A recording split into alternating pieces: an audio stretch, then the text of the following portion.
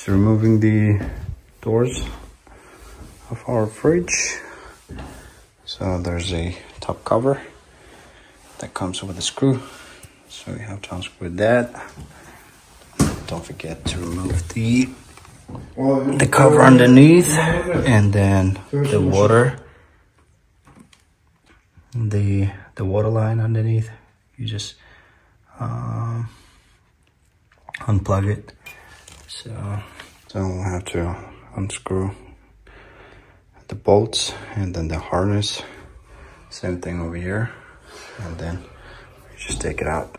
So remove the bolts on the top. So we're just gonna push it up. And the moment of the truth. Yep, we're good.